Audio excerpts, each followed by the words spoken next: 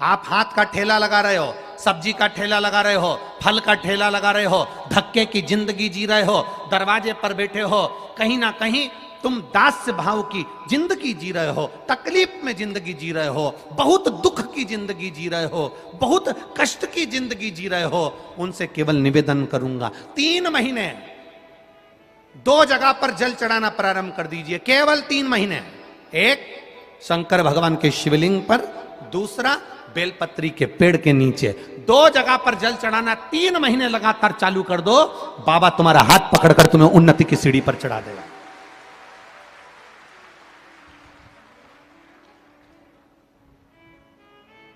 हमें कोई चमत्कार करना नहीं आता, और ना हम कोई तंत्र विद्या या मंत्र विद्या जानते हैं, ना हमारे पास में बेल है, ना हमारे पास में भभूति है। हमारे पास में तो केवल शिव का नाम है। आप श्री शिवाय नमस्तुभ्यम बोलो, ओम नमः शिवाय बोलो, नमः शिवाय बोलो, चाहे महामृत्युंजय मंत्र बोलो, उसका स्मरण करते करते भगवान शंकर के शिवलिंग पर जल, और उसी पात्र में जो जल तुमने शंकर जी को चढ़ाया है उसमें से बचा हुआ थोड़ा सा जल बेलपत्री के पेड़ के नीचे चढ़ाना प्रारंभ कर दो। अलग से बेलपत्री के पेड़ के नीचे चढ़ाने के लिए अलग से लोटा भर के जल जरूरत नहीं पड़ेगी। जो तुमने शिव जी को जल चढ़ाया, जो तुमने देवाधिदेव महादेव को जल चढ़ाया, बस उसी पात्र का जल शंकर जी को चढ़ाओ, उसमें से बचा हुआ थोड़ा सा जल बेलपत्री के वृक्ष के नीचे चढ़ाना प्रारंभ करना। कौन सा बेलपत्री का वृक्ष? जिसकी छाया आपके ऊपर आ रही हो। शिव महापुराण बड़ी सुंदर बात कहता है, ध्यान दीजिएगा। जिस बेलपत्री का पौधा तुम्हारे सिर का, और ये दोनों हाथ ऊपर कर लो, अपन खड़े हुए और खड़े होकर दोनों हाथ ऊपर करे, इतना बड़ा बेलपत्री का पौधा है, उस बेलपत्री के पौधे की पत्ती को कभी तोड़कर शंकर जी को नहीं चढ़ाना चाहिए। ध्यान रखना, कितना बड़ा पौधा। आप खड़े हो जाओ और खड़े होने के बाद आपका हाथ ऊंचा कर लेना, इतना बड़ा पौधा है, उस पौधे की पत्ती बेलपत्री को तोड़कर शंकर भगवान को कभी नहीं चढ़ाना। शंकर भगवान को उस बेलपत्री को, उस वृक्ष की पत्ती को तोड़ना चाहिए जो वृक्ष तुम्हारे हाथ से थोड़ा सा ऊंचा हो, जिसके लिए तुम्हें हाथ और ऊंचा करना पड़ रहा हो। जैसे एक बच्चा अपनी मां की गोद में बैठने के लिए दोनों हाथों से उचकता है, आवाज लगाता है, उचकता है, आवाज लगाता है, हाथ ऊपर करता है, तो मां उस बच्चे को गोदी में ले लेती है। उसी तरह उस बेलपत्री के वृक्ष की पत्ती तोड़ना चाहिए जिसने थोड़ी उन्नति कर ली हो, जो थोड़ा ऊंचा हो गया हो। तुम उसको पाने का प्रयास करो तो भगवान भी तुम्हें अपनी गोदी में ले ले। ऐसे वृक्ष की पत्ती तोड़। अब तुम छोटा सा पौधा, बिल्कुल जरा सा पौधा, उसी की पत्ती तोड़कर महादेव को चढ़ाओगे, ये श्रेष्ठता नहीं है।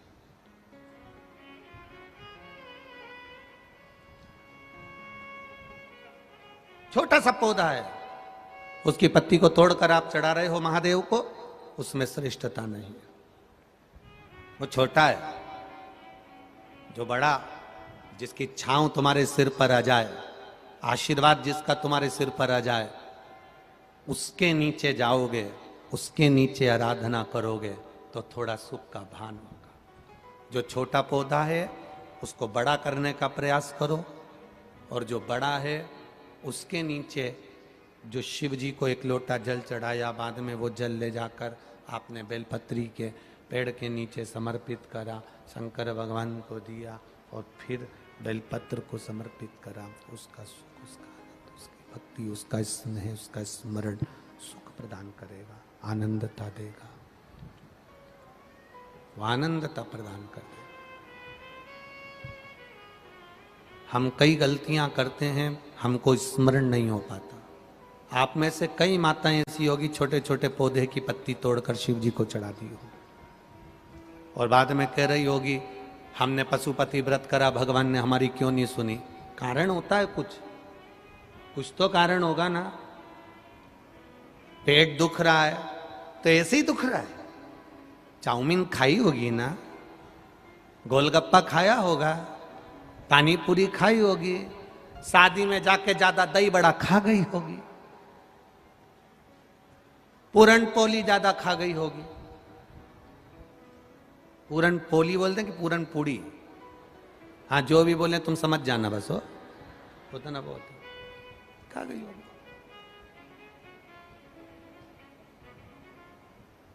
अब पेट दुख रहा है, कुछ तो खाया होगा ना। पशुपति व्रत कर रही है, बाबा ने नहीं सुनी, कुछ तो कारण होगा ना। आंखों में से पानी गिर रहा है, डॉक्टर पूछ रहा है कितनी देर मोबाइल चलाती हो? मैं तो बस थोड़ी सी देर चलाती हूं। अब उसकी सास से पूछा जाए तुम्हारी बहू कितनी देर मोबाइल चलाती? सुबह से रात तक। सही तो वो बताती है ना, उससे पूछो। पलंग पर पड़े हो, मोबाइल चला रहे हो, आंख मिच मिच कर रही है, लाइट कमरे की बंद है, अकेले पड़े, व्हाट्सएप चला रहे, फेसबुक चला रहे, यूट्यूब चला रहे, देख रहे, आंख में से आंसू बह रहे। डॉक्टर पूछ रहा है कितनी देर लैपटॉप पर काम करती हो, कितनी देर मोबाइल चलाती हो? आंख अपने आप कभी नहीं दुखती, जरूर इन आंखों पर ज्यादा प्रेशर पड़ रहा होगा, इसलिए आंखें दुख रही है। ज्यादा खाना अलग बात है, पर खाना खाने के बाद पचा लेना अलग बात है। खाने को तो तुम कुछ भी खा जाओ, जब लोगों के प्राण खा जाते हो तो फिर वो कहते हैं ना, 50 लाख की गाड़ी में, यहां जितने लोग बैठे हैं सबके पास में मोटरसाइकिल है। बोलो है कि नहीं? बोलो बोलो, बाइक है, गाड़ी है, टू व्हीलर, किसी किसी के पास 4 व्हीलर भी होगी। 10 लाख की गाड़ी, 5 लाख की गाड़ी, 50,000 की गाड़ी, 25,000 की गाड़ी, 1 लाख की गाड़ी, 7 लाख की गाड़ी, 1 करोड़ की गाड़ी, 80 लाख की गाड़ी। आप में से कितने लोग हैं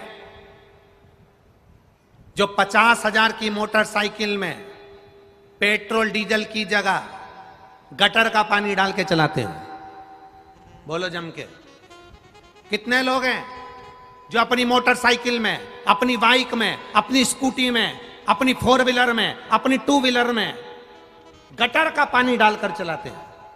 अरे बोलो जम के, है कोई छत्रपति संभाजी नगर में जो मोटरसाइकिल में, बाइक में, स्कूटी में, बुलेट में, 50 लाख की गाड़ी में, 25 लाख की गाड़ी में, 1 करोड़ की गाड़ी में गटर का पानी डालकर, कचरा डालकर चला रहे हो? कोई 50 लाख की गाड़ी में, 50,000 की गाड़ी में कोई गटर का पानी डालकर नहीं चलाता, तो ये करोड़ों की गाड़ी में फिर वो मदिरा की दुकान से गटर का पानी डाल डाल के क्यों चला रहे हो?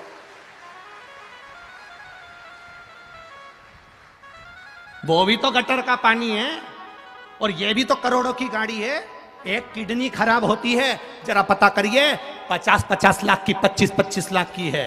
एक किडनी खराब होती है, 10-10, 20-20 लाख लग जाते हैं। एक लीवर खराब होता है, 10-20 लाख लग जाते हैं। कैंसर जैसी बीमारी हो जाती है, पूरा घर बिक जाता है। करोड़ों की गाड़ी को गटर का पानी डाल डाल कर चला रहे हो रे, तो ये गाड़ी कब तक चलेगी रे? जरा विचार करना। इसको कचरा डालकर मत चलाओ, गटर का पानी डालकर मत चलाओ, ये गाड़ी खराब हो जाएगी। किसी काम की नहीं, किस काम की फिर ये गाड़ी?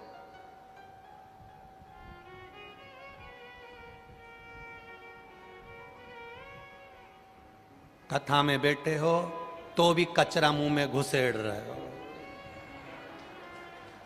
तो कथा में बैठे बैठे भी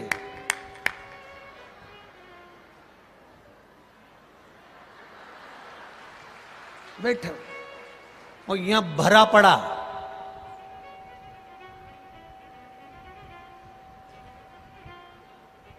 बिल्कुल नहीं बोल रही है, पड़ोसन खूब बोल रही। पत्नी इतना बोलती है, पति एक शब्द नहीं बोलता। उसको मालूम है 60 रुपए का पाउच मुंह में है। क्या मतलब? कचरा भरा है मुंह के अंदर, गटर का पानी भरा है अंदर, और कह रहे हो गाड़ी खराब हो गई। पेट बहुत दुख रहा है, शादी में गई थी, जो मिला सब निपटा गई, 3 दिन से बेचैन है क्योंकि पेट में 1 मिनट की चैन नहीं है। डॉक्टर को दिखाने गई तो पहला प्रश्न सबसे पहला डॉक्टर से कहती है, ये सब तो ठीक है, दवाई 2 टाइम ले लूंगी, ग्लूकोज पी लूंगी, पर खाऊं क्या? डॉक्टर भी बोला ये खाने के चक्कर में ही तो हुआ है, 2 दिन मत खा। वो 2 दिन नहीं खाती है पर सबके प्राण खा जाती है। 2 दिन नहीं खा।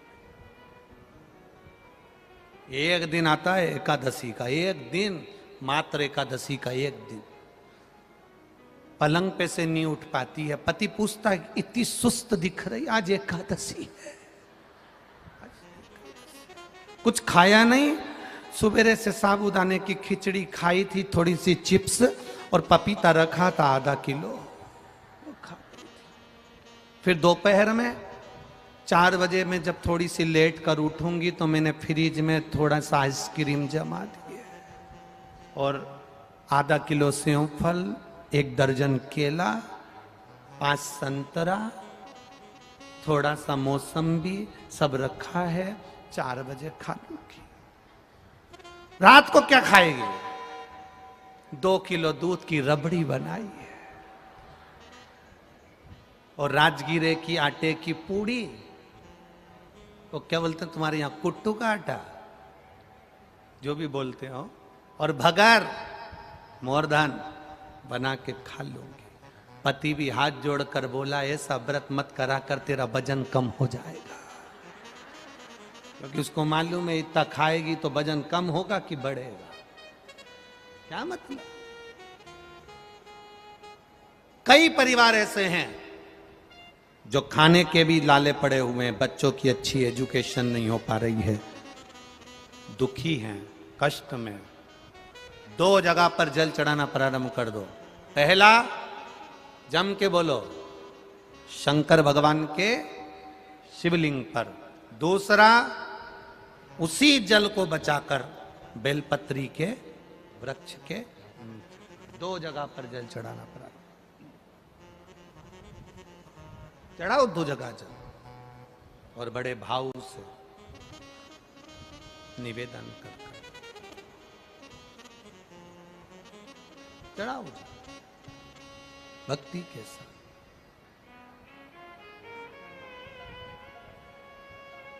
दासी मैया की पत्नी बोलती हैं कि भोजन नहीं है घर में, 15 दिन हो गए, मैं अच्छा कपड़ा बना रहा हूं, अच्छे कपड़े का निर्माण कर रहा हूं, वापिस आवाज नहीं जा रही उधर। दासी मैया उस कपड़े को लेकर वापिस घर की ओर जाने लगे। जब दासी मैया कपड़े को लेकर जाने, अब इधर का कम कर दिया, उधर का बढ़ाओ, उधर का भी बढ़ाओ, इधर का भी बढ़ाओ। दासी मैया कपड़े को लेकर जब चले, वापिस जा रहे हैं, क्योंकि कपड़े की किसी ने कीमत ही नहीं लगाई, उसका मोल ही नहीं, उसका कोई कीमत ही नहीं लगी है। कपड़ा लेकर वापिस चल दिए, कपड़ा लेकर वापिस जाने लगे। रास्ते में एक बुजुर्ग, भगवान, कपड़ा लेकर जाने लगे, रास्ते में एक बुजुर्ग, एक बूढ़ा व्यक्ति बैठा हुआ, बुजुर्ग व्यक्ति बैठा, और रास्ते में जब बुजुर्ग व्यक्ति बैठा था, बड़ा ठंड से कांप रहा, बड़ा कांप। अब जब ठंड से वो कांप रहा है,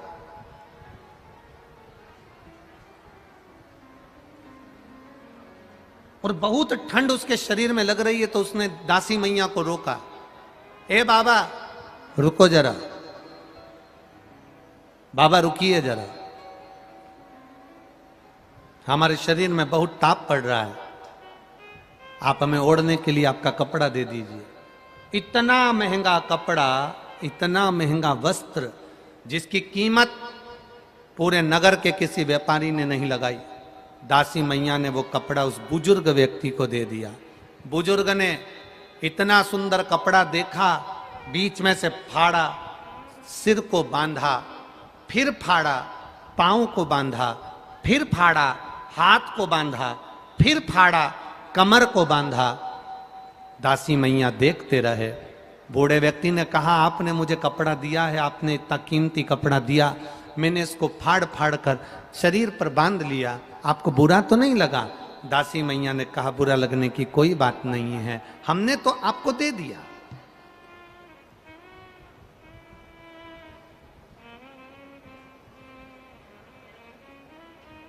हमने तो आपको दे दिया, अब आप इस कपड़े का क्या करो वो आपके ऊपर है।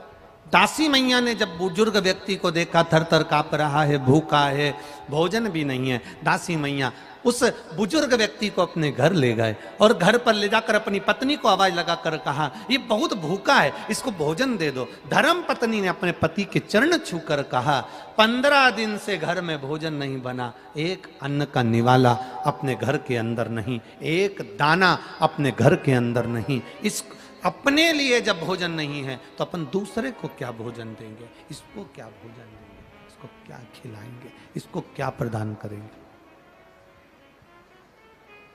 जब भोजन अपने पास ही नहीं है, अपने लिए ही नहीं है, जब भोजन अपने पास ही नहीं है, अपने खाने के लिए नहीं है, तो फिर अपन इसको क्या देंगे? क्या प्रदान करेंगे इसको? क्या दें अपन इसको? पति, दासी मैया ने कहा,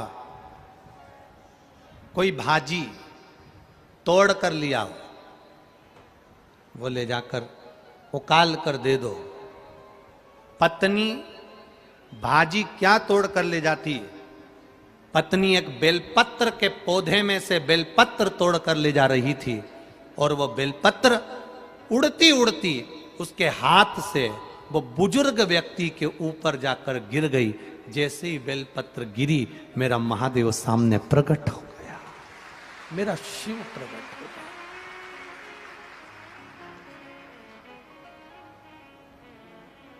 एक बात आप लोगों से कहना चाहेंगे, बड़ा ध्यान लगाकर सुनिएगा, बड़े स्मरण में सुनिएगा। आपको लग रहा है कि मैं बहुत उलझनों में घिरी हुई हूँ, बहुत तकलीफों में घिरी हुई हूँ, बहुत कष्टों में घिरी हुई हूँ, बहुत जगह मुझे तकलीफ है, बहुत कष्ट, बहुत दुख जीवन में चल रहा है। सामने से ऐसा लग रहा है कि कष्ट हमारा पीछा नहीं छोड़ रहा, दुख हमारा पीछा नहीं छोड़ रहा। बहुत चिंता और टेंशन में जब रहा करो तो गले में जो रुद्राक्ष पड़ा रहता है ना, उस रुद्राक्ष को हाथ में दबाकर श्री शिवाय नमस्तुभ्यम, श्री शिवाय नमस्तुभ्यम, श्री शिवाय नमस्तुभ्यम स्मरण कर लिया करो जब तुम्हें लगे उलझन। और हम तो एक प्रैक्टिकल करने की बात कहेंगे। आप अपने व्यापार पर बैठे हो, दुकान पर बैठे हो, दुकान पर बैठे हो, कभी प्रैक्टिकल कर कर देखना कहीं सियोर वाला महाराज झूठ तो नहीं बोल रहा है। प्रैक्टिकल करने में क्या जाता है, करते रहो। प्रैक्टिकल जरूर करना चाहिए। एक महाराज जी प्रवचन दे रहे थे, प्रवचन में कह रहे थे मदिरा नहीं पीना चाहिए, शराब नहीं पीना चाहिए, गटर का पानी है, गंदा पानी है, नाली का पानी है, मत पियो। महाराज जी के पहचान का कोई बैठा था, उठ के खड़ा हो गया। उसने कहा, महाराज तू इतनी बड़ी बड़ी बातें कह रहा है, तेरा सग्गा भाई पी के तो नाली में पड़ा है, तू इतना बड़ा बड़ा प्रवचन दे रहा है, तेरा सग्गा भाई पी के गटर में पड़ा है, और तू कह रहा है कि मदिरा नहीं पीना चाहिए, शराब नहीं पीना चाहिए, गंदा नाली का पानी है। महाराज जी को क्रोध नहीं आया। महाराज जी ने कहा, भैया देखो, मैं भी कथा कह रहा हूं, वो भी कथा कह रहा है, मैं मुंह से समझा रहा हूं, वो प्रैक्टिकल करके दिखा रहा है। आप मुझसे नहीं समझ सकते तो गटर में पड़े हुए, नाली में पड़े हुए व्यक्ति को देखकर तो समझ सकते हो ना कि मदिरा पीने वाला, नाली का पानी पीने वाला गला पकड़ रहा है बाबू, गटर का पानी पीने वाला गटर में पड़ा हुआ, तुम देखकर तो समझ जाओगे उसको। आप उसको देखकर तो समझ सकते हो ना, आप उसको जानकर तो समझ सकते हो ना। प्रैक्टिकल जरूर करो।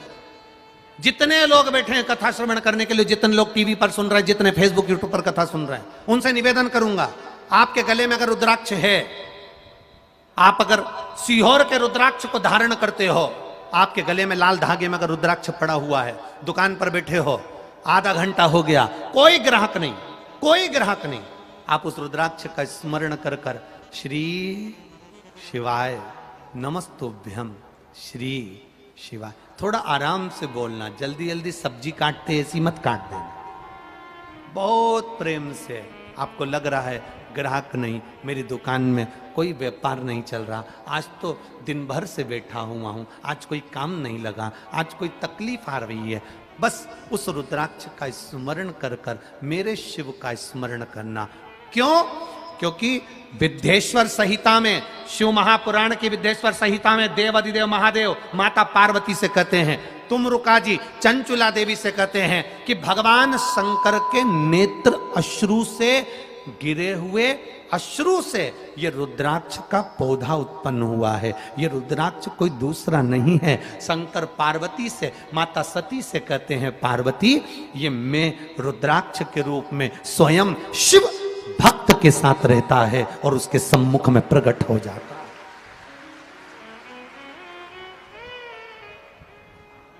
बेलपत्री हाथ से उड़ती है धर्मपत्नी के, और धर्मपत्नी के हाथ से बेलपत्र उड़कर बूढ़े व्यक्ति पर जाती है और मेरा महादेव प्रकट हो जाता है। महादेव ने हाथ में चावल का दाना लिया, चावल लेकर एक चावल का दाना मेरा महादेव एक हंडी में, एक पात्र में डाल देता है। वो हंडी दासी मैया के घर की, वो पात्र अक्षय पात्र बन गया। वो पात्र कभी खाली नहीं हुआ। आज तक दासी मैया के यहां उस पात्र में भोजन बनता, आज तक बन रहा। एक दाना चावल का, एक दाना चावल, हम तो आपसे कहेंगे, बहुत भाव से कहेंगे, आपके घर में शादी हो, शादी का फंक्शन हो, किटी पार्टी हो, आपके घर में कोई भी आयोजन हो, 500 आदमी भोजन करने आ रहा है, 300 आदमी भोजन करने आ रहा है, आपको लग रहा है कि हमारे यहां 150 आदमी और बढ़ जाएगा, ज्यादा आप केटरिंग में पैसा नहीं खर्च करना चाहते, 300 लोगों की आपने केटरिंग दे दी और हो सकता है कि और बढ़कर आ जाए।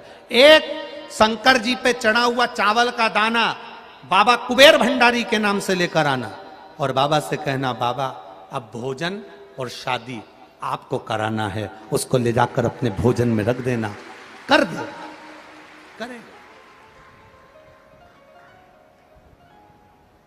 वीरगंज नेपाल में कथा थी, दूसरा देश, दूसरी भाषा, रहन सहन दूसरा। वहां पर जो आयोजक परिवार ने कथा करवाई थी, उनको बड़ी चिंता थी कि इतने लोग आएंगे तो भोजन कैसे होगा। कभी आप वीरगंज में जाना तो वहां पर उन जजमान से मिलकर आना, एक चावल के दाने का महत्व क्या है वो समझा देंगे आपको। हमने केवल इतना कहा था कि एक चावल का दाना कुबेर भंडारी के नाम से शिव को चढ़ाकर उसको लेकर आकर भंडार में रख दो। जितना भोजन रखा है वो भोजन बनता रहेगा और भंडार उतना की उतना ही भरा रहेगा, उससे ज्यादा मिलेगा। और अभी ये जायसवाल परिवार कथा करवा रहे हैं, विधायक जी श्री प्रदीप जी जायसवाल कथा करवा रहे हैं। और प्रदीप जी जायसवाल की अकेले की कथा नहीं, पूरे छत्रपति संभाजी नगर की कथा है ये। प्रदीप भैया, आपके लिए बहुत सारे पत्र आए हैं और इसमें एक दो पत्र आपके ऐसे वर्णन किए हैं लोगों ने,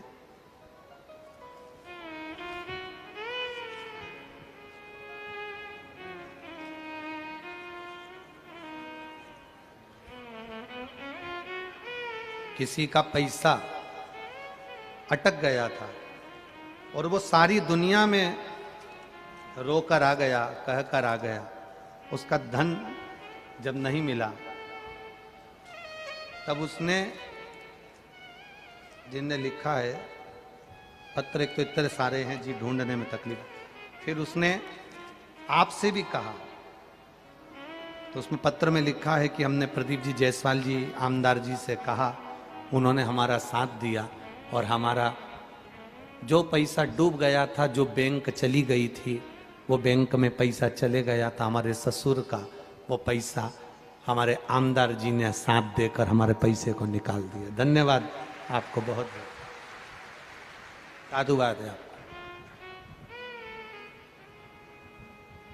राजनेता एक अपनी जगह पर होता है, उस राजनेता के पद से हटकर अपना भी एक स्वरूप होना चाहिए कि हम जनमानस के लिए तत्पर खड़े।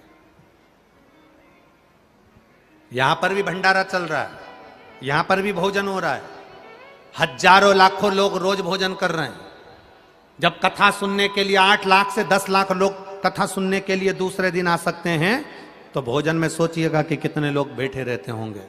इतने लोगों का जब भोजन बन रहा है, 7वें दिन जब ये कथा पूर्ण हो जाए, तब जायसवाल जी से भी निवेदन करेंगे और आपसे भी निवेदन करेंगे कि उस भोजन भंडारे का दर्शन कर कर जाना, कि जितना रखा था उतना रखा ही मिलेगा, खाली नहीं है।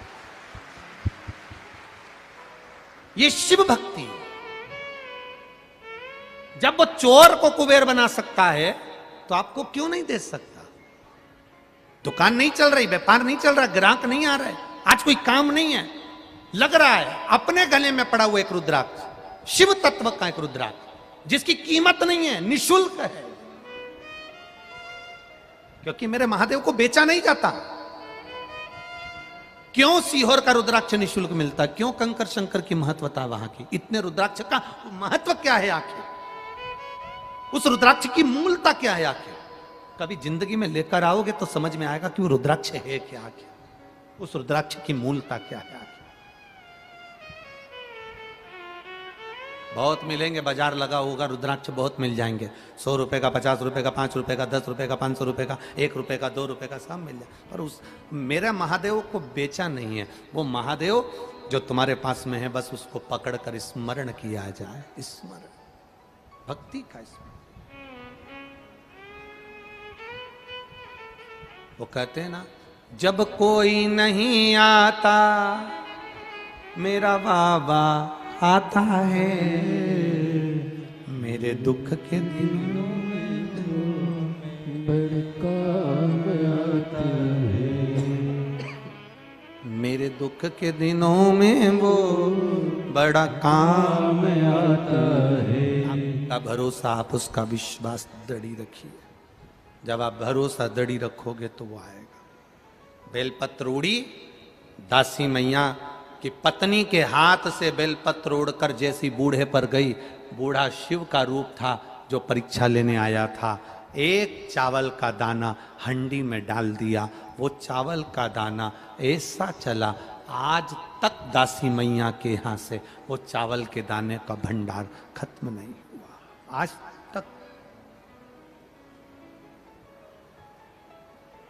तक नहीं खत्म।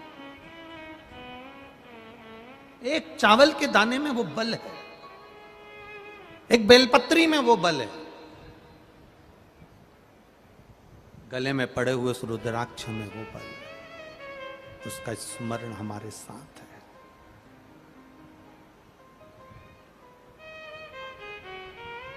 भक्ति। पत्नी ने देखा कि बूढ़ा उठा, शिव के रूप में उठकर उसने चावल का दाना डाल दिया। दासी मैया ने जो शंकर भगवान का दर्शन करा, शिव जी ने कहा मांग तुझे क्या चाहिए। ये कलिकाल की कथा है, कलयुग की बहुत पीछे की कथा नहीं है, बहुत पीछे की नहीं, मात्र 300 साल पुरानी, ज्यादा पुरानी नहीं। क्या चाहिए तुझको, मांग ले, क्या दूं तुझको। दासी मैया कहते हैं कुछ नहीं चाहिए, कुछ नहीं। जो अतिथि आए पेट भर कर खाए जाए, इससे बढ़कर सुख और कुछ नहीं। शिव महापुराण की कथा कहती है, उमा संहिता कहती है, देवादिदेव महादेव का चरित्र कहता है, जब आपके घर में अतिथि आए, मेहमान आए, तो उसको भोजन कराइए। भोजन करा नहीं सकते तो उसको पानी पिलाइए। पानी नहीं पिला सकते तो उसको आसन देकर बिठा दीजिए। अतिथि मेहमान अगर तुम्हारे यहां आया, कोई आया, तो उसको भोजन कराओ। भोजन नहीं है आपके यहां, नहीं खिला सकते, पानी पिला दीजिए। पानी भी नहीं पिला सकते, ज्यादा अकड़ में जिंदगी जी रहे हो, तो आसन दे दो। बैठो साहब, सोफा लगा है साहब, कुर्सी लगी है साहब, आसन दे दो, बिठा दो। आसन भी नहीं दे सकते तो मीठी वाणी दे दो, और मीठी वाणी भी नहीं दे सकते तो अपने चेहरे की मुस्कुराहट दे दो। इतना तो दे सकते। जो आए हुए अतिथि को भोजन नहीं देता, पानी नहीं देता, वाणी नहीं देता, आसन नहीं देता, एक बार मुस्कुरा कर बात तक नहीं करता, समझ लेना उसने अपने बुढ़ापे पर कुल्हाड़ी मार ली और आपका बुढ़ापा ठीक नहीं निकलेगा। दर बतर जब तुम अपने बच्चों को आतिथ्य करना नहीं सिखाओगे, किसी का सम्मान करना नहीं सिखाओगे, तो वो बच्चा क्या तुम्हारा सम्मान करेगा? आज हमारे यहाँ मेहमान इतने लोग हैं, पहले के समय में कितने मेहमान आते थे इनसे पूछना। पहले कितने मेहमान आते थे, मामा जी आ रहे, मौसा जी आ रहे, मौसी जी आ रही, काका जी आ रहे, रिश्तेदार आ रहे। आजकल तो शादियों में भी मेहमान नहीं आते, बारात जाती है, 25-50 लोग बारात में चले जाएं, बहुत बड़ी बात है। पहले मेहमान घर के अंदर पड़े रहते थे, रिश्तेदार आते थे, घर के लोगों का स्वभाव ऐसा होता था, उनका आदर करते थे, उनका सम्मान करते थे, उनका सत्कार करते थे, उनको खाना खिलाते, भोजन कराते, पानी पिलाते। आज के ज़माने में कोई किसी के यहाँ नहीं आता, क्योंकि खाना तो लोग खिला देते हैं, पानी तो पिला देते हैं, पर चेहरे पर मुस्कुराहट नहीं होती और मीठी वाणी नहीं होती, इसलिए कोई नहीं। वो ना आएगा।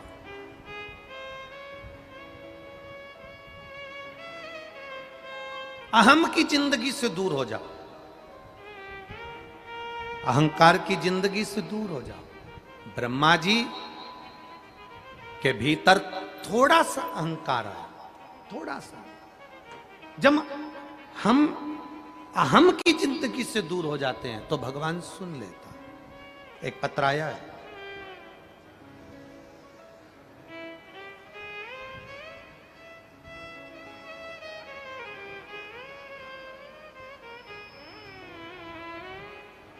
मेरा नाम दीपाली गौरव बाग है,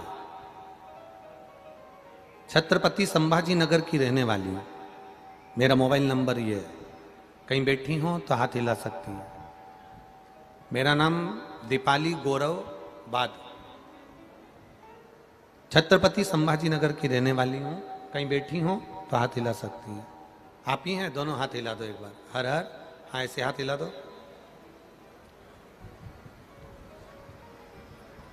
मेरे पति बैंक में काम करते हैं, परमानेंट नहीं थे। बाबा से प्रार्थना करी, पशुपतिनाथ का व्रत किया, और बाबा की कृपा से मैं क्या वर्णन करूं गुरुदेव, जो कभी नहीं हो सकता था, बाबा ने मेरे पति को बैंक में परमानेंट की नौकरी दे दी है। ये शिव कृपा है गुरुदेव। जब मैं गर्भवती रही तब मुझे सोनोग्राफी करने में बुलाया, तो डॉक्टर ने कहा था कि तुम्हारे गर्भ में जो बच्चा है उसका एक पाँव छोटा है और उसके हृदय में छेद है, उसके दिल में छेद है, उसका एक पैर छोटा है, और उसके 2-3 बीमारियां उस बच्चे को बता दी। डॉक्टर ने कहा सभी रिपोर्टें इसकी ठीक नहीं हैं, इस बच्चे को तुम्हें नहीं रखना चाहिए।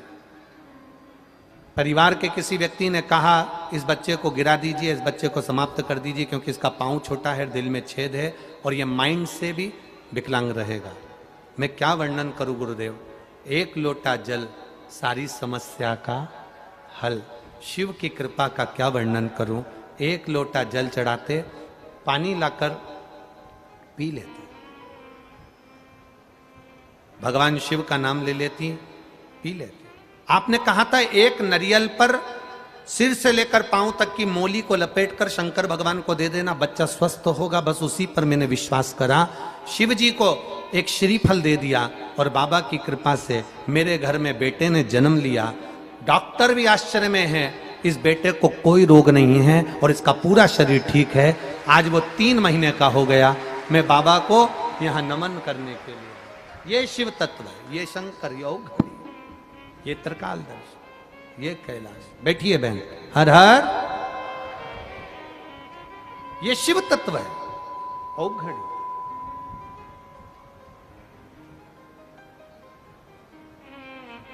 खाली न जाता कोई दर से तुम्हारे, मैं भी खड़ी हूं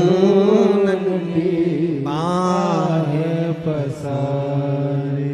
एक पत्र में किसी ने लिखा है 12 साल के बाद बाबा ने संतान दी है, और एक पत्र में लिखा है किसी ने 18 साल के बाद बाबा ने संतान दी है। बाबा से यही प्रार्थना है, आपकी गोदी भरी रहे। शिव तत्व बहुत पत्र, बहुत, जिसमें आप लोगों ने अपने अपने भाव लिखे हैं। किसी के यहाँ 12 साल के बाद संतान हुई, किसी के यहाँ 10 साल के बाद संतान हुई। ये शिव कृपा। एक माँ ने लिखा है, गंगाबाई रामराव रंगे जालना महाराष्ट्र से हैं, कहीं बैठी हो तो हाथी ला सकती हैं। गंगाबाई रामराव रंगे जालना महाराष्ट्र। मेरा बेटा लगभग 10 साल से सरकारी नौकरी के लिए तैयारी कर रहा था, कहीं बैठी हो तो हाथ ला सकती हैं। 10 वर्ष से सरकारी नौकरी के लिए तलाश कर रहा था, पर नौकरी की तैयारी करता पर हार जाता।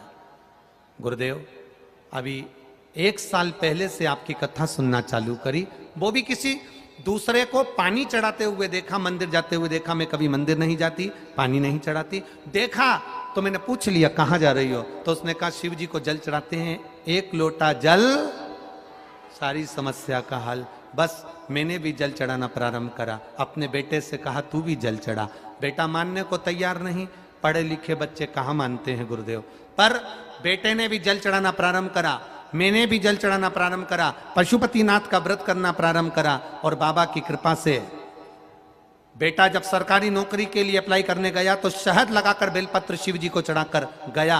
आज महाराष्ट्र पुलिस के खाने में मेरा बेटा नौकरी कर रहा है। मैं बाबा को प्रणाम करने के लिए आया। ये शिव तत्व है, योगड़ी है। खाली ना जाता कोई दर से तुम्हारे, और मैं भी खड़ी हूँ बाहें पसारे। अपने हृदय से लगा लो गिरी जा रही हूँ, उठा लो। ये कहीं शिव की कृपा है। आप इतने आए हुए भक्तों को भोजन करा रहे हो, आप इतने आए हुए भक्तों को पानी पिला रहे हो। कोई आकर भोजन करा रहा, कोई खिचड़ी खिला रहा, कोई पानी पिला रहा, कोई शरबत पिला रहा, कोई ठंडाई पिला रहा, कोई रसना पिला रहा, कोई अपने अपने घर से भोजन बनाकर 4-4 रोटी सेक कर लाकर टिफिन में भरकर अपने पास वाली को खिला रहा। तुम्हारा करा गया शंकर के प्रति दान, तुम्हारा किया गया शिव के प्रति भजन, तुम्हारा करा गया शंकर के प्रति स्मरण, और इतने शिव भक्तों की सेवा जो संभाजी नगर में हो रही है खाली नहीं जाएगी। 3 महीने में बाबा झोली भर ही देगा, ये निश्चित है। धन्य है छत्रपति संभाजी नगर, धन्य है।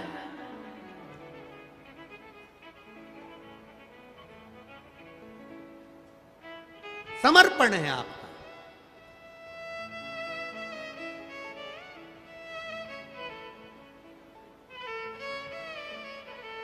कितनी खुशी है पूरे क्षेत्र में, कितनी खुशी, जितनी तो दिवाली पर बम फोड़ने से नहीं होती होगी, उतनी खुशी तो छत्रपति संभाजी नगर के आए हुए इन भक्तों को देखकर छत्रपति संभाजी नगर के लोगों के हृदय में खुशी समाई। धन्य है।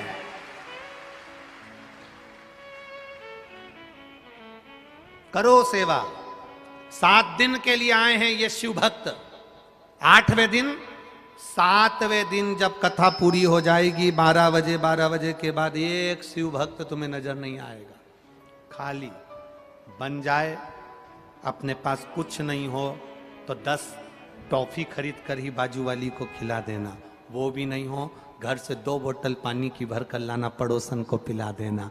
शंकर के भक्तों की सेवा करने का दूसरा मौका नहीं मिल पाएगा, कभी नहीं, कभी। आज छत्रपति संभाजी नगर के लोगों को सेवा का मौका मिला है। 10 जून से 14 जून तक 5 दिन की कथा भोपाल के करोन चौराहे पर, करोन क्षेत्र के अंतर्गत होगी। 5 दिन की कथा भोपाल वालों को मिली है, जो बहुत दिनों से आस लगाकर बैठे थे। राजा भोज की नगरी को मिली है। वहां पर जितने भोले के भक्त हैं पूरे भोपाल वासियों, लोग कहते हैं कि भोपाल के लोग आगे नहीं आते। मेरा विश्वास कहता है वो कथा इतिहास रचेगी और पूरे भोपाल के लोग भोले भक्त, भोपाल मध्य प्रदेश के एक एक भोला भक्त, वो भोपाल नहीं है, वो भोला का भाव भोजपुर है, वो राजा भोज का नगर है। एक एक भोले का भक्त आएगा, आगे बढ़कर सेवा करेगा और शिव कथा का रस तत्व सुनेगा। भोपाल नगर में भी 10 जून से कथा चालू होगी। दोपहर में 2 बजे से 5 बजे तक कथा होगी। दिल से बाबा ने आपको दिया, आप दिल से लुटाओ। और यहाँ पर भी जितने भी करोड़पति, धनपति, वैभवपति बैठे हैं, उनसे निवेदन है अपने खजाने खोलकर सेवा में लग जाओ। ये मौका फिर नहीं मिलने वाला है, फिर नहीं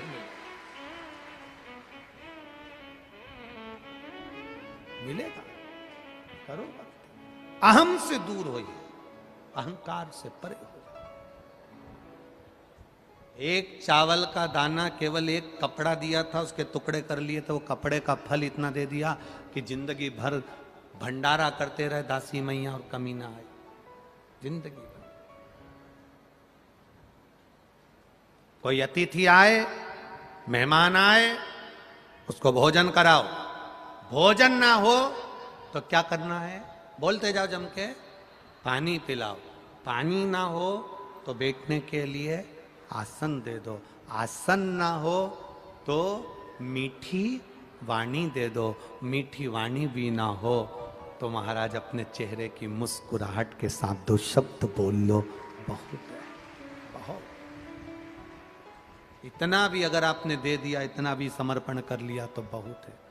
ब्रह्मा जी को अहंकार आ गया था, और ब्रह्मा जी को जब अहंकार आया तो ब्रह्मा जी ने हम अभिमान में आकर कह दिया भगवान विष्णु से, तुम्हारे पिता कौन? भगवान विष्णु ने कहा मेरे पिता भगवान देवाधिदेव महादेव हैं। महादेव का नाम सुना तो ब्रह्मा जी को हंसी आ गई। ब्रह्मा जी को हंसी। शिव का नाम सुनते ही हंसी। ऐसे कई लोग हैं जिनको शंकर के नाम पर हंसी आती है। बहुत हंसते हैं लोग। पहले शुरुआत जब कथा की थी, शुरू में जब कथा करे, शिव महापुराण चालू करी, लोग कहते थे पूरी दुनिया में भागवत होती है, पूरी दुनिया में रामायण होती है, ये आया सियोर वाला जो शिव पुराण करना चालू करा, कौन सुनेगा? शंकर जी के मंदिर में खाली मंदिरों में कुत्ते बैठे रहते थे, कौन जाएगा शंकर मंदिर? मंदिर में जाले पड़े रहते थे। सारे मंदिरों में भीड़ होती थी, पर महादेव के मंदिर में केवल सावन और शिवरात्रि के दिन लोग जाते थे। केवल सावन और शिवरात्रि। जब शुरू में शिव पुराण की कथा करना चालू करी, लोग हंसते थे, कौन सुनेगा? लोग भागवत सुनते हैं, रामायण सुनते हैं, ये सुनते हैं, वो सुनते हैं, शिव पुराण कौन सुनेगा? कहां से पकड़ लाया इसको? शिव पुराण कहां से लिया है? कौन सुनेगा? कौन सुनेगा? कौन सुनेगा? शिव मंदिर में कुत्ते बैठे रहते हैं, जाले पड़े रहते हैं। आज प्रत्येक शिव मंदिर में ना कुत्ते बैठे हैं, ना जाले पड़े हैं। शिव के मंदिर में शिव के भक्त खड़े हैं। शिव के भक्त, मेरे ओघड़दानी, मेरे कुबेर भंडारी के भक्त खड़े हैं। इन शिव भक्तों की टोलियां शिव के मंदिर में आनंद पाती हैं। लोग कहते थे कौन सुनेगा, उनको एक बार छत्रपति संभाजी नगर लाकर दिखा दो, कौन सुनेगा। ये सुनने वाले शिव भक्त ही तो हैं। ये शिव भक्ति नहीं तो और क्या है।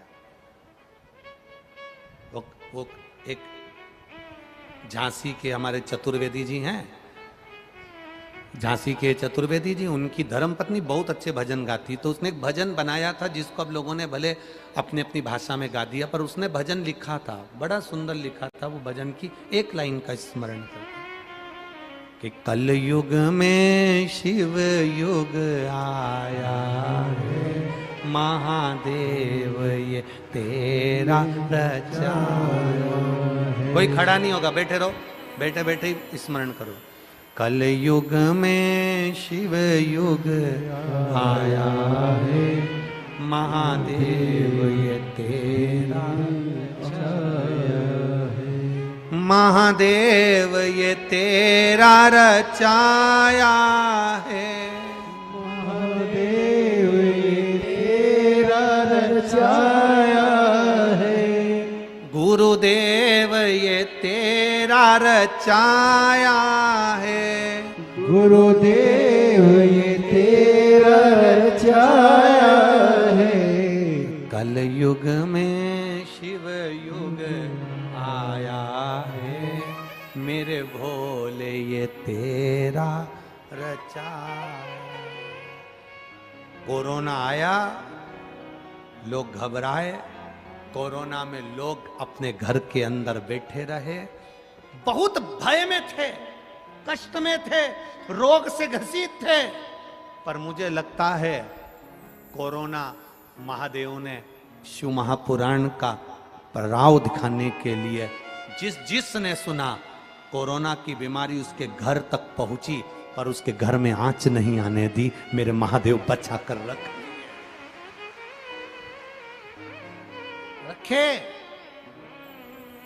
कोरोना जैसी बीमारी में दूसरे देश, चीन और किस किस देश का नाम लूं, मैं नाम नहीं लेना चाहता, आप समझ जाओगे। चीन जैसे ऐसे ना जाने कितने देश, और हमारे पड़ोस के भी ना जाने कितने देश जो उचक रहे थे। जैसे दिन होता है, रात होती है, धूप होती है, छांव होती है, उसी तरह सुख होता है, दुख होता है। और उस सुख और दुख में जिसने भगवान का गुणगान कर लिया, जिसने भगवान का भजन कर लिया, उसकी जिंदगी सार्थक हो जाती है और उसका जीवन आनंदित हो जाता है। हम अपने बच्चों को बुरी नजर से बचाने के लिए बहुत प्रयास करते हैं। बोलो री संभाजी नगर की जीजियों, सही है कि गलत है? अपने बच्चों को बचाने के लिए बुरी नजर से बहुत प्रयास करते हैं। हमने बच्चों को बुरी नजर से बचाने के लिए उसके गले में काला धागा डाल दिया। हमने बच्चों को बुरी नजर से बचाने के लिए उसके हाथ में काली पोत पहना दी। हमने बच्चों को बुरी नजर से बचाने के लिए उसके पांव में काला धागा बांध दिया। अपने बच्चे को बुरी नजर से बचाने से ज्यादा जरूरी है अपने बच्चों को बुरी संगत से बचाना जरूरी है।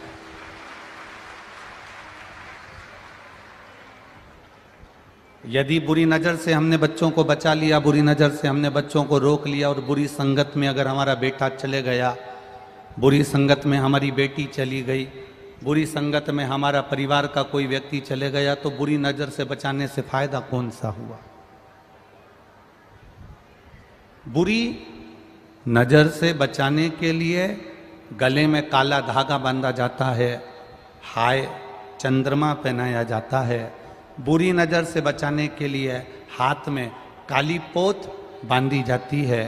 बुरी नजर से बचाने के लिए पाँव में काला धागा बांधा जाता है। पर मेरा निवेदन है, बुरी संगत से बचाने के लिए बच्चों के गले में एक रुद्राक्ष अवश्य पहना देना चाहिए, तो वो बुरी संगत से बच जाए।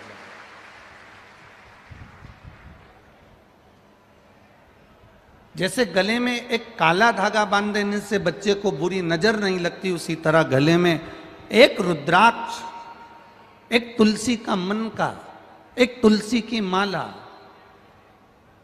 पहन लेने से बुरी संगत नहीं मिलती है।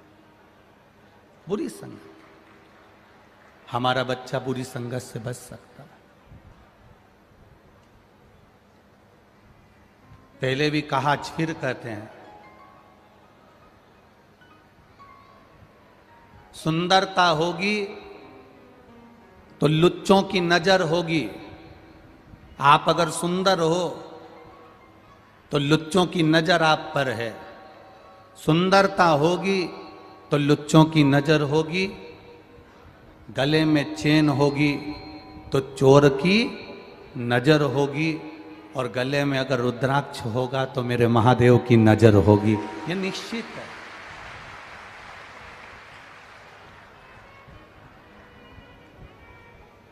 बहुत कम कीमत का,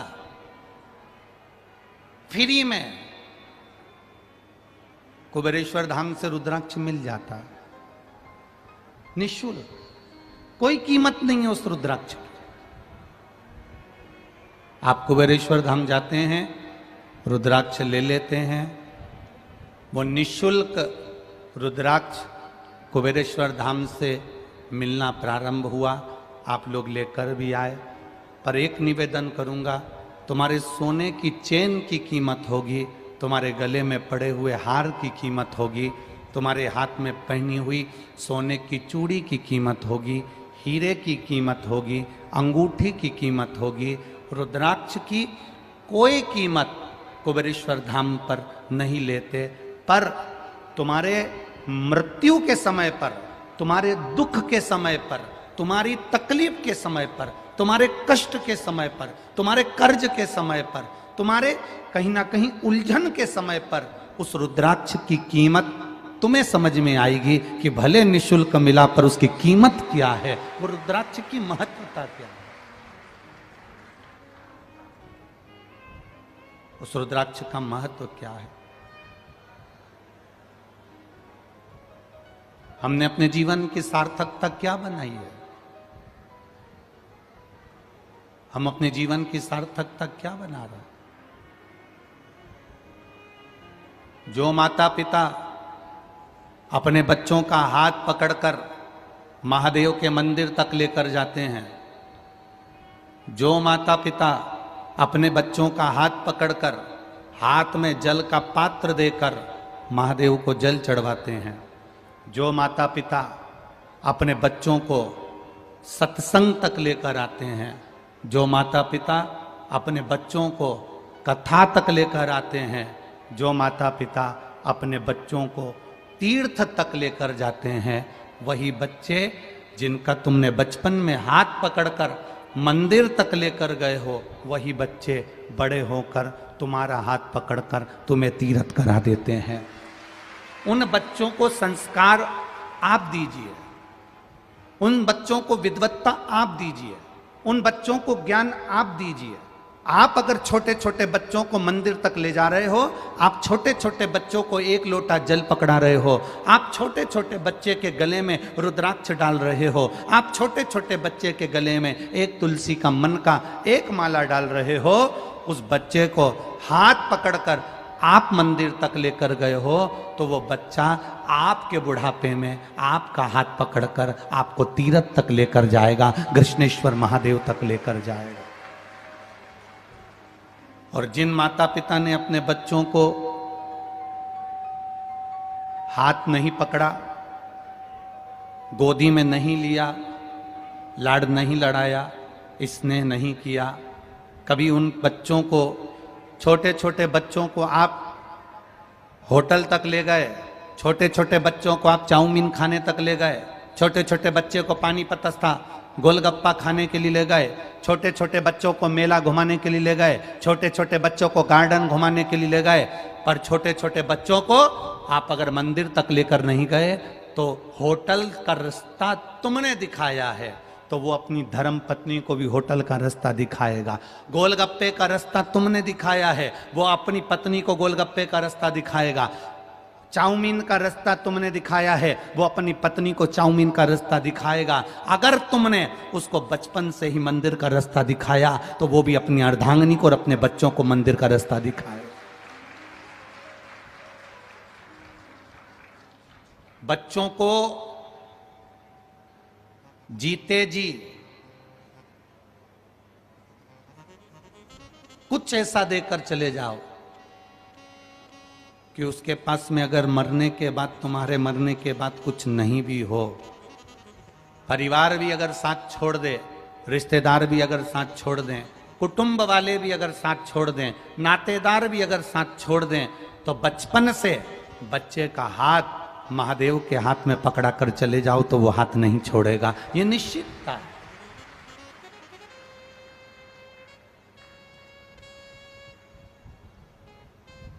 संत एकनाथ जी के पिताजी, संत एकनाथ जी की माता जी, जो भगवान की अविरल भक्ति में डूबी रहती थीं, उन्होंने अपने बच्चों को सबसे पहला अगर गुण दिया था, एकनाथ जी को सबसे पहला अगर गुण अपने माता पिता ने अपने बच्चे संत एकनाथ जी को दिया, तो वो गुण दिया था कि क्रोध मत करना, गुस्सा नहीं आना चाहिए, क्रोध नहीं आना चाहिए। अब यहां इतने सारे बैठे हो रहे तुम,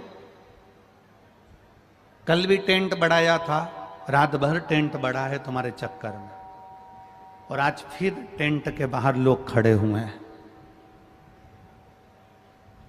अब ये ग्राउंड में जगह है कि नहीं है, पहले वो देखना पड़ेगा। इतने सारे बैठे हो,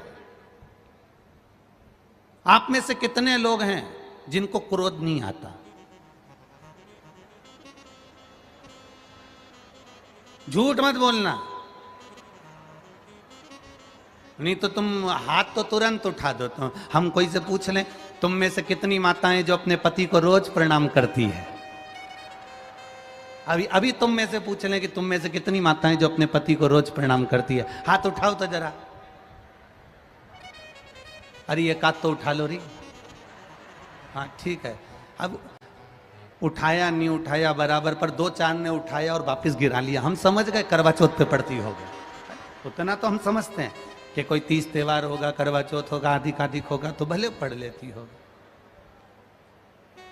आप में से कितनी माताएं जो अपने पति को प्रणाम करती है? बहुत कम। अच्छा जाने दो, आप में से कितनी माताएं जिनके पति तुम्हें प्रणाम कर लेते? कभी कभी वो भी प्रणाम कर लेता है। अरे तेरे हाथ जोड़ू चुप हो जा, तेरे पांव पड़ू तो चुप हो जा। क्यों मेरी मां से भिड़ती है? क्यों अपशब्द करती है? क्यों ताना देती है? क्यों गाली देती है? मैं तेरे हाथ जोड़ रहा हूं, तेरे पांव पड़ रहा हूं।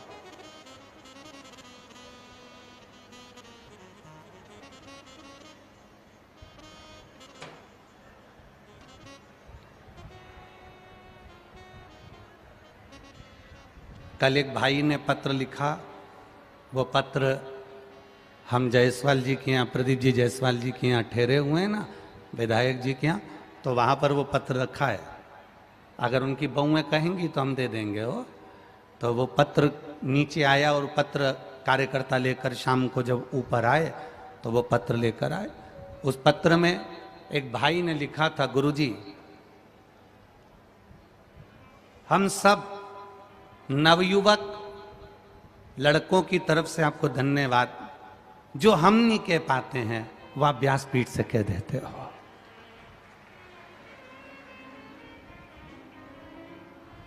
क्योंकि हमारी इतनी सामर्थ्यता नहीं है कि इन जगदम्बाओं से कुछ कहते हैं, हमारी सामर्थ्य।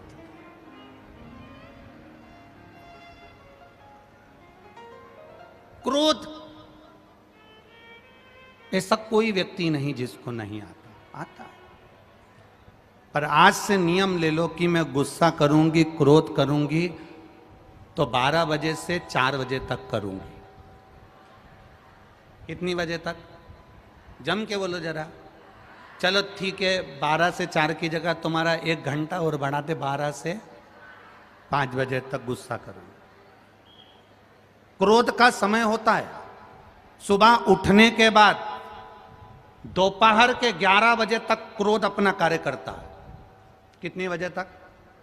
सुबह आप उठे, बस आपने उठते से ही, सुबह होते से ही बच्चों पर, स्कूल जाने वाले बच्चों पर, टिफिन बनाते समय, सास बहू पर, बहू सास पर, भोजन बनाते समय, रसोई घर के अंदर, ये जो सुबह का समय होता है, सुबह से लेकर 11 बजे तक, 12 बजे तक क्रोध बढ़ता है।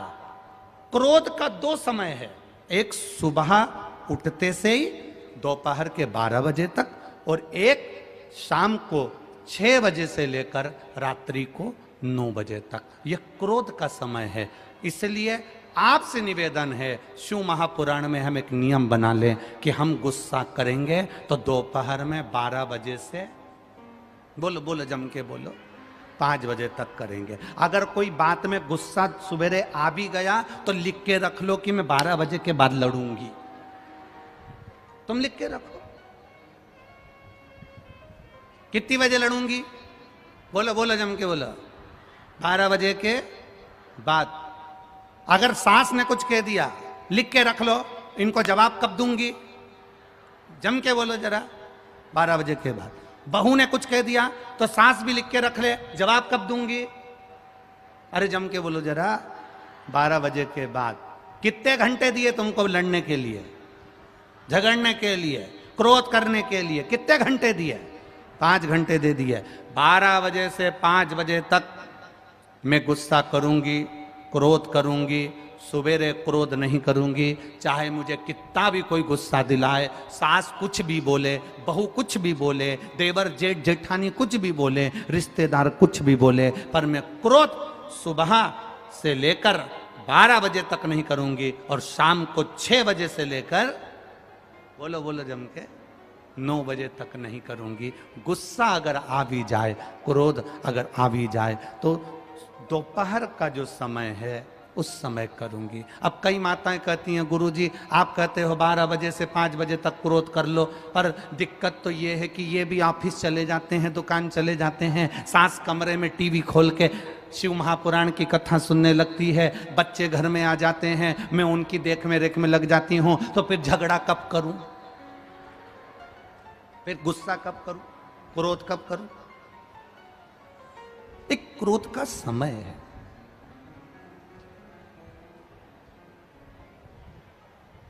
बनाओगे क्या नियम कि नहीं बनाओगे? बोलो बोलो जम के बोलो जरा, कितने लोग नियम बनाएंगे? जरा हाथ उठाओ तो जरा, कि सवेरे के समय में क्रोध नहीं करूंगी, शाम के समय रात्रि को क्रोध नहीं करूंगी, करूंगी क्रोध तो दिन में करूंगी। दिन में जब सब चले जाएंगे, आपको अगर क्रोध आएगा भी, आप उस गुस्से को पीना सीख जाओगी। जिसने अपने क्रोध को पीना सीख लिया वो शंकर नीलकंठधारी बन गया, वो शिव बन गया।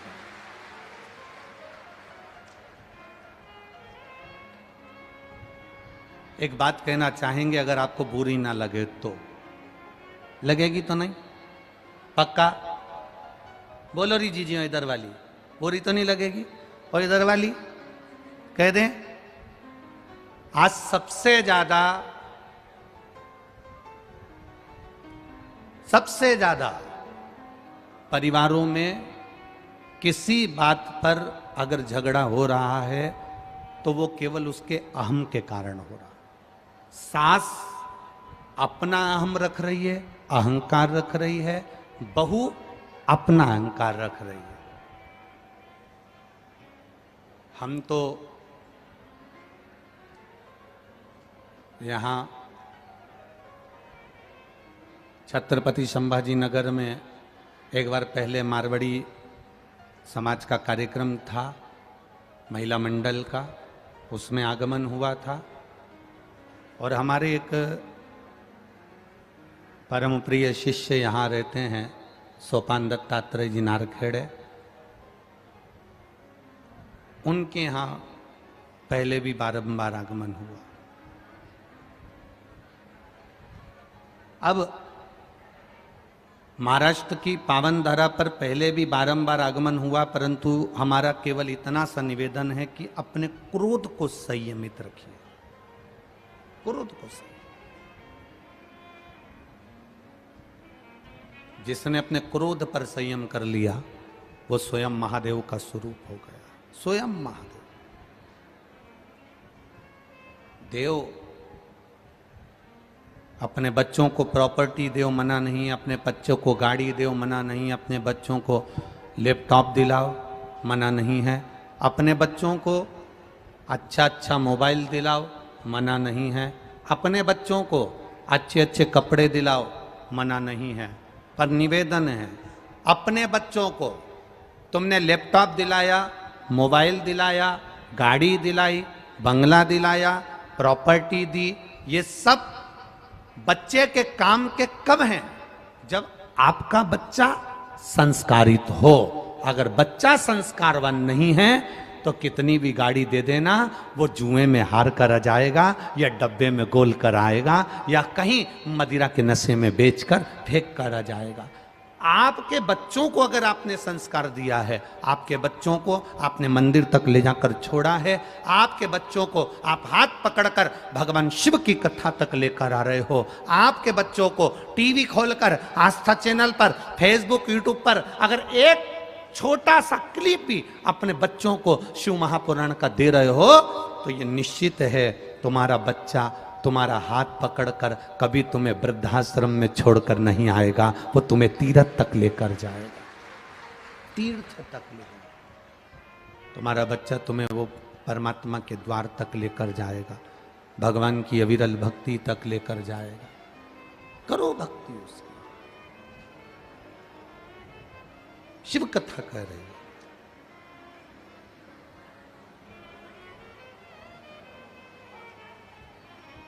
अपनी जिंदगी को ठीक तरह से जीना सीख लो। शंकर भगवान माता पार्वती जी से एक शब्द कहते हैं, मां जगत जननी जगदम्बा से एक शब्द कहते हैं। शिव जी मां पार्वती जी को एक बात हमेशा कहते आए हैं, सुनो पार्वती, विषम परिस्थिति में भी पार्वती, विषम परिस्थिति में भी जो मुस्कुराना सीख जाता है, विषम परिस्थिति में भी जो मुस्कुराना सीख जाता है, पार्वती जी सुनो, फिर वो अपनी जिंदगी में कभी मुड़कर नहीं देखता, वो आगे बढ़ना अपने आप सीख जाता है।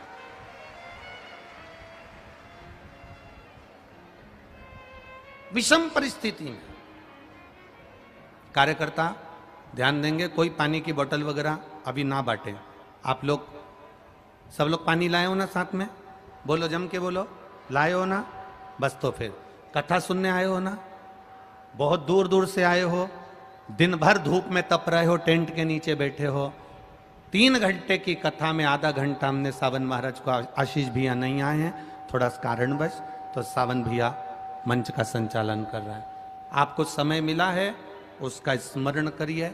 जितने मौन रहकर कथा का आनंद लोगे, झोली भर कर लेकर जाना तो जिंदगी संवर जाएगी आपकी, आपको फिर कहीं जाने की जरूरत नहीं पड़ेगी। बहुत शांति के साथ, बहुत आनंद के साथ कथा सुनो, अपनी जिंदगी को सार्थक बनो। पड़ोसन को अगर प्यास भी लगे तो अपनी पानी की बोतल दे दो, इसमें से पी लो, पर शांत बैठकर कथा सुनो। बहुत मुश्किल से मिली है। कुछ छत्रपति संभाजी नगर के भाग्य होंगे, आप सबके सौभाग्य होंगे, इसलिए ये कथा यहां पर हो गई हमारा। वो कहते हैं ना, संत नगर में आए तो समझ लो अपना भाग्य है। शिव महापुराण नगर में होए तो समझ लो अपना भाग्य है।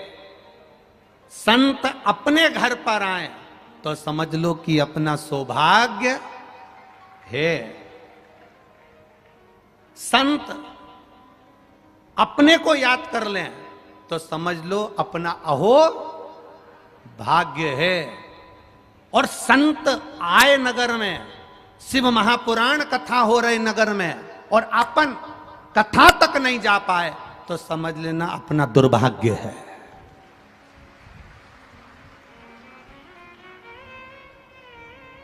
फिर अपना दुर्भाग्य है। कोई पूर्व का पाप हो गया होगा इसलिए अपन कथा तक नहीं पहुंच पाए, टीवी चालू कर कर कथा नहीं सुन पाए, कोई कारण हो गया होगा, भगवान का भजन नहीं कर पाए, हो जाता है। करो भक्ति, भगवान की अविरल भक्ति को धारण करिए, बहुत मुश्किल से मिलती है। जीवन बड़ा विचित्र है, इसको जीने का तरीका सीखिए। मुस्कुरा कर जियो, प्रसन्नता में जियो, आनंदता में जियो।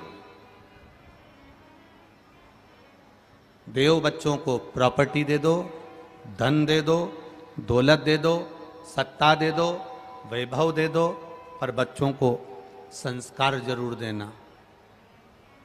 20 वर्ष तक माता पिता बेटे को पढ़ाते हैं, बच्चे को पढ़ाते हैं और राम बनाने की चेष्टा करते हैं कि मेरा बच्चा राम बन जाएगा।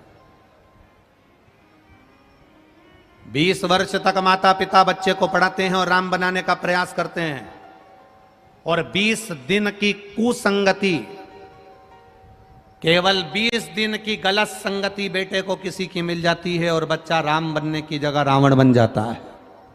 मात्र 20 दिन की कुसंगति बेटे को रावण बना देती है। आप देओ, सब कुछ देओ। मेरा एक निवेदन छत्रपति संभाजी नगर की इस पावन धरा से, जायसवाल परिवार की इस पावन पुण्यमय शिव महापुराण कथा से, सत्यम शिवम सुंदरम, इस कथा के माध्यम से इतना जरूर कहना चाहूंगा, घर में जितने सदस्य रहते हैं, घर में जितने परिवार वाले रहते हैं,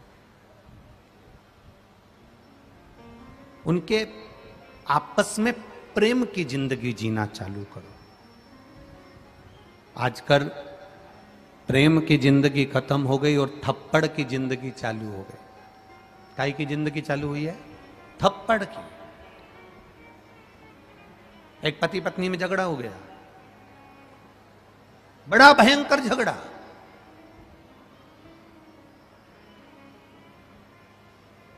और पति पत्नी में झगड़ा हुआ और झगड़ा होते से ही पति ने एक थप्पड़ रखकर पत्नी को मार दिया।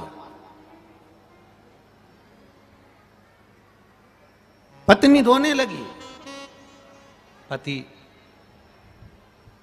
को बाद में पछतावा हुआ, और पति को जब बाद में पछतावा हुआ तो पति ने पछतावे में आकर अपनी पत्नी से कहा, देख, जिसका प्रेम ज्यादा होता है ना, थप्पड़ उसी को मारा जाता है। अपन दोनों में बहुत प्रेम है ना, और मैं तुझसे बहुत ज्यादा प्रेम करता हूं, इसलिए मैं तुझे थप्पड़ मार दिया हूं, बुरा मत मानना।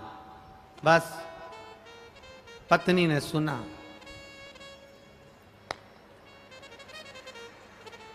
अब इसका प्रेम कम था। जब तुमने अपना प्रेम दिखा दिया तो फिर इसने भी एक जो धर के दिया। पति बोला, तूने मुझे मारा? पत्नी कहती है, तुमसे बहुत प्रेम करती हो।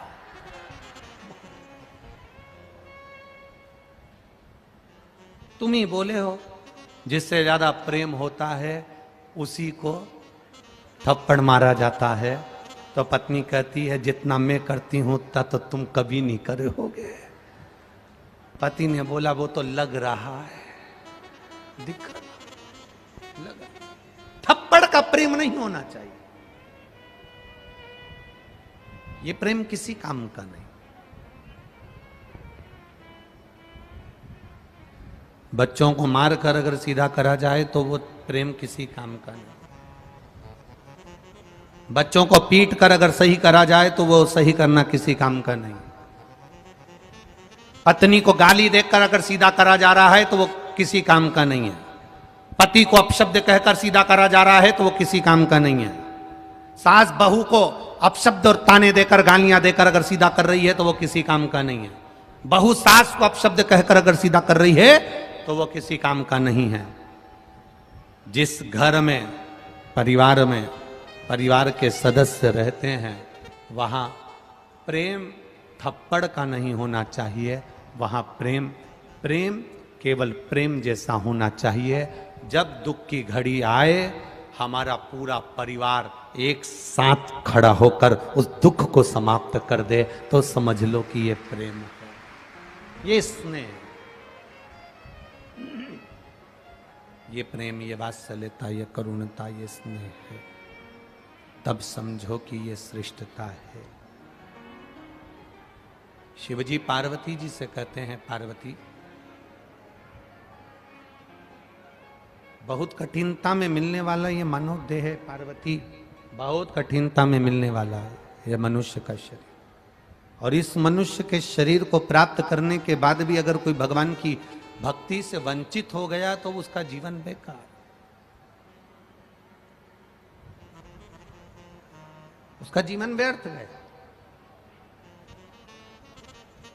अहम आ जाता है, अहंकार आ जाता है, पर उस अहंकार में सुख का भान नहीं हो पाता।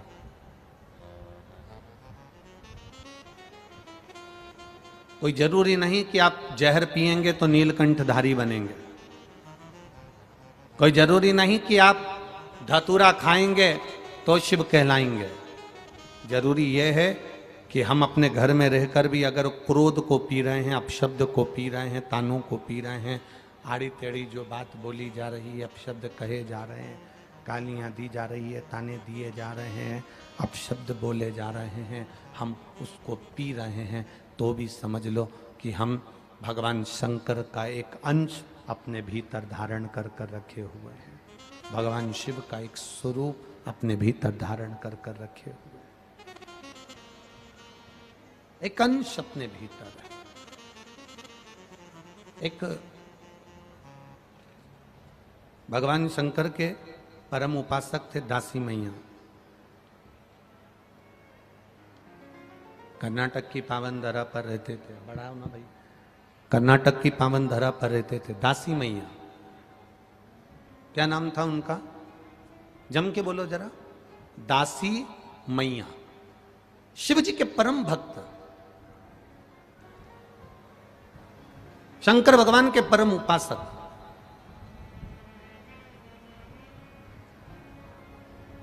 बड़ी भक्ति थी उनकी।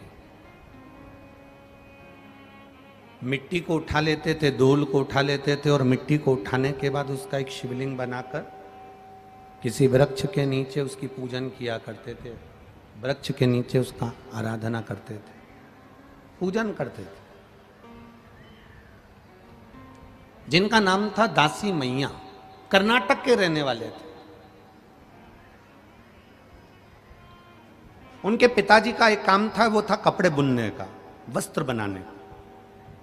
कपड़ा बुना करते थे। बचपन में दासी मैया जब 8 वर्ष के थे, मिट्टी को इकट्ठा करते, उसको गीला करते, उसका शिवलिंग बनाते और उसकी पूजन करते। समय निकलता गया।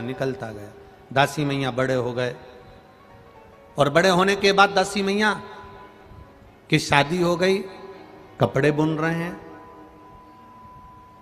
कल आपको कथा में कहा था, भगवान शंकर परीक्षा बहुत लेते हैं। मेरा उघड़दानी बहुत परीक्षा लेता।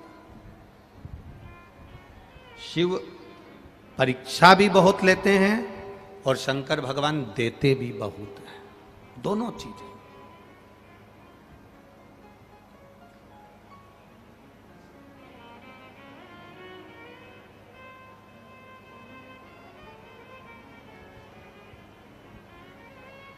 जब देगा मेरा भोलेनाथ, छप्पर फाड़ कर देगा। एक पत्र आया है, देखिए।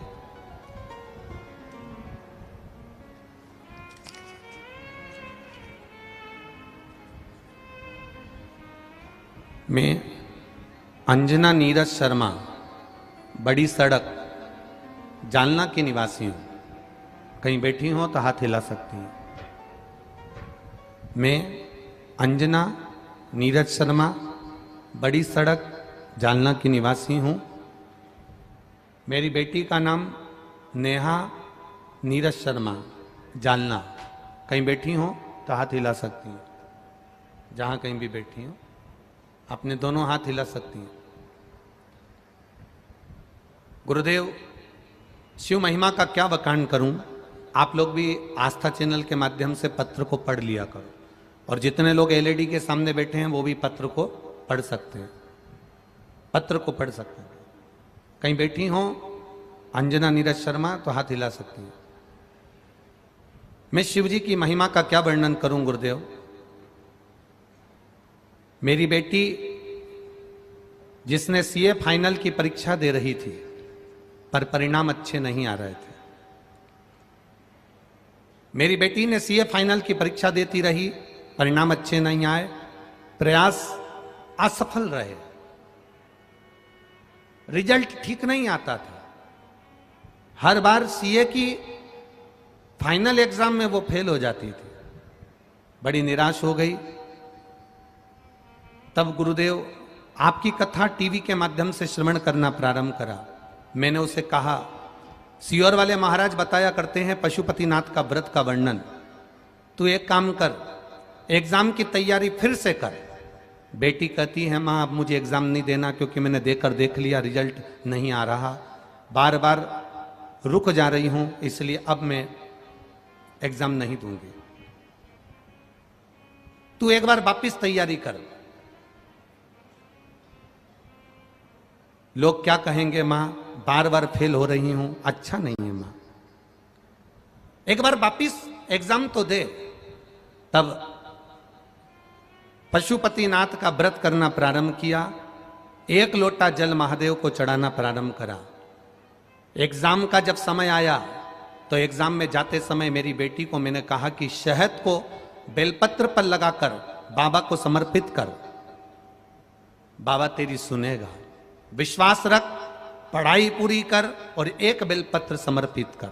मेरी बेटी एग्जाम देने के लिए गई, एक बेलपत्र पर शहद लगाकर शिव जी को चढ़ाकर शंकर भगवान को समर्पित कर कर गई। 10 जनवरी 2023 को मेरी बेटी ने सीए का फाइनल एग्जाम पास कर लिया। मैं बाबा को प्रणाम करने के लिए आई हूं। ये शिव तत्व, यो घड़ी शंभु है। तेरी कृपा बिना ना हिले एक भी अणु, लेते हैं श्वास तेरी कृपा से तनु तनु। एक पत्र बड़ा सुंदर है।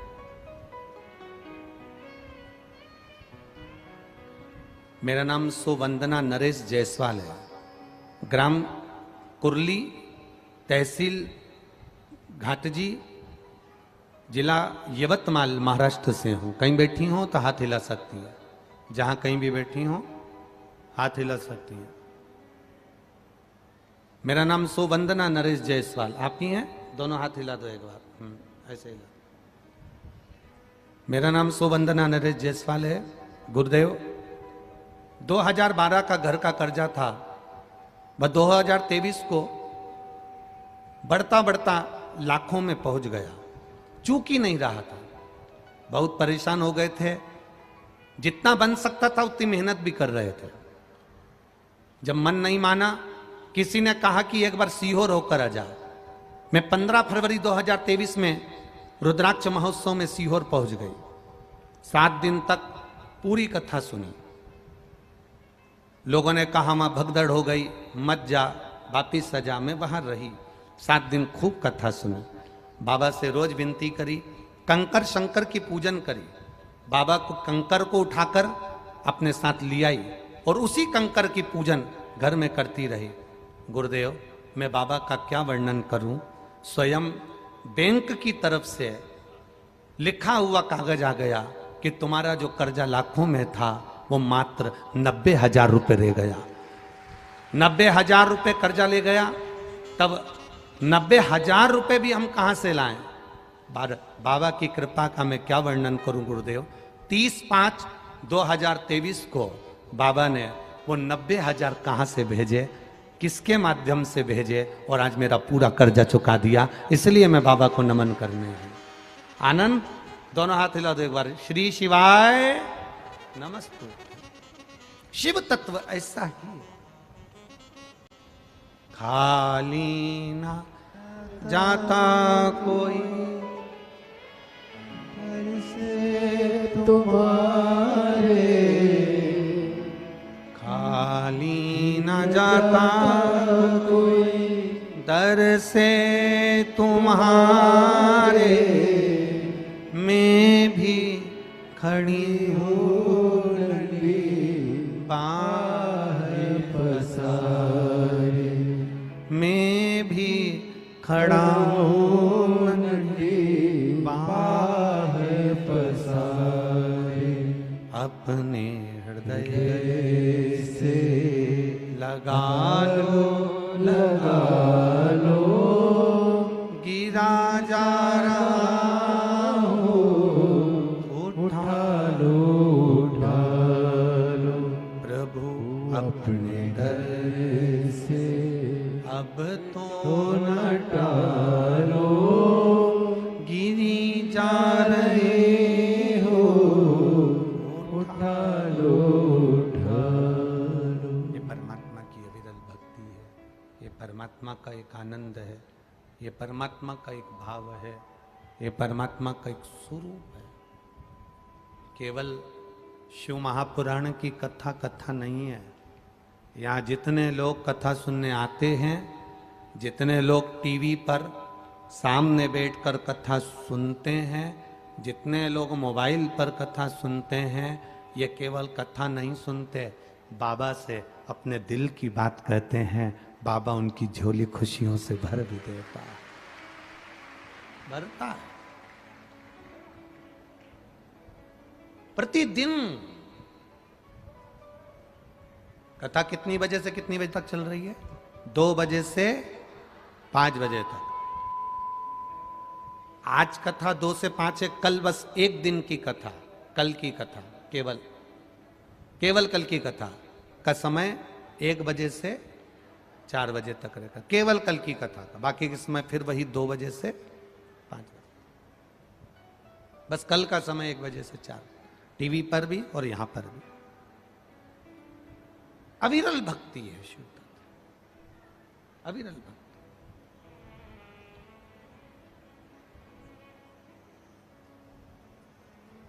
और उस भक्ति का बल प्रबल।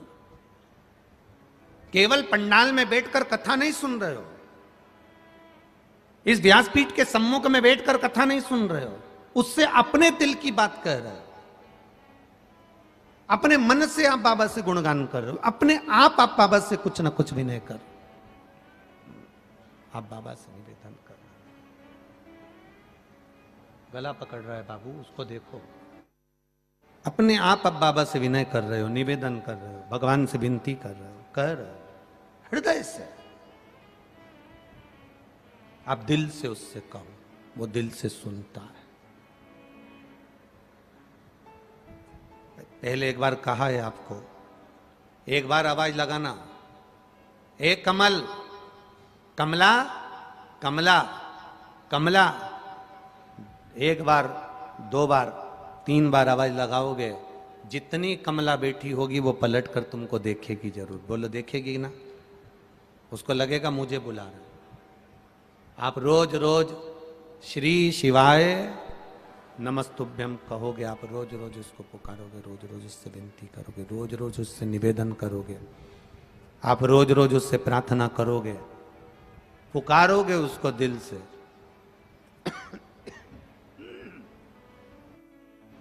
आप रोज रोज उससे दिल से प्रार्थना करोगे, निवेदन करोगे, पुकारोगे उसको, सुनेगा।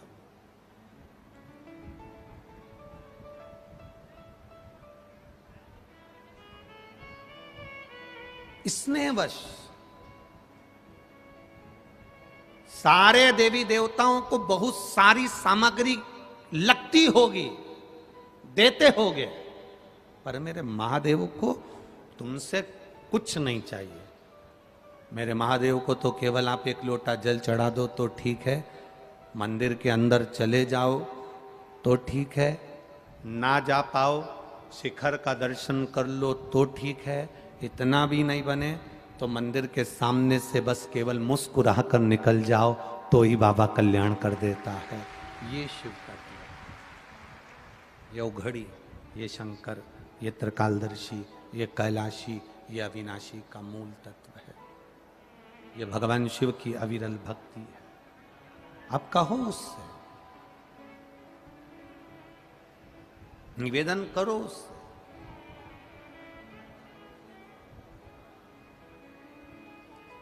जब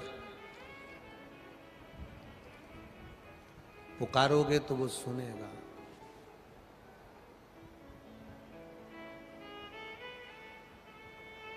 शिव महापुराण की कथा कह रही है, बड़ा सुंदर संवाद कह रहा है। ब्रह्मा जी के हृदय में थोड़ा सा अहंकार आ गया, और अहंकार जब ब्रह्मा जी के मन में आया तो उन्होंने भगवान विष्णु से कह दिया कि मुझे मेरे पिता का नाम मालूम है। कि आपको आपके पिता का नाम मालूम है? आप अपने पिता को जानते हो? आपको आपके पिता का नाम मालूम है? जो सनातन धर्म पर उंगली उठाने वाले होते हैं, जो सनातन धर्म के विरोधी होते हैं,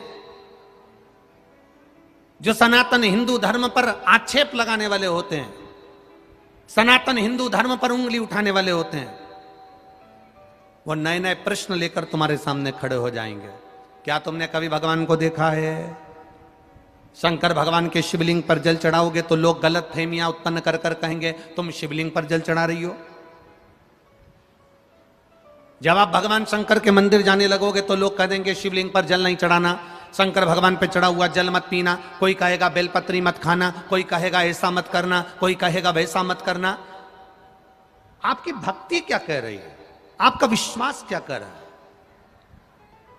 दासी मैया जिनकी शादी हो गई कपड़ा बुन रहे हैं, घर में खाने के लिए कुछ नहीं है, केवल एक झोपड़े के अंदर दासी मैया रह रहे हैं, अपनी पत्नी के साथ, अपने बच्चों के साथ, अपने परिवार के साथ, कुछ नहीं। कपड़ा बुना, पत्नी ने कहा 6 दिन हो गए हैं, 6 दिन से घर में अन्न का दाना नहीं है, 6 दिन से अन्न का दाना घर के अंदर नहीं, भोजन के कारण बच्चे भूखे हैं, मैं भी भूखी हूं, आप भी भूखे हो, आप कपड़ा बनाकर बेचते क्यों नहीं हो? दासी मैया ने कहा मैं कपड़ा बना रहा हूं, अब की बार ऐसा कपड़ा बना रहा हूं कि उस कपड़े की कीमत बहुत मिलेगी, और कपड़े की अगर कीमत मिलेगी तो अपना पेट भराएगा। दासी मैया कपड़ा बनाते बनाते 15 दिन हो गए, 15 दिन तक घर के बच्चों के मुख में निवाला नहीं है, धर्म पत्नी के मुख में एक निवाला नहीं है, एक निवाला नहीं घर के अंदर। ऐसे कई घर हैं।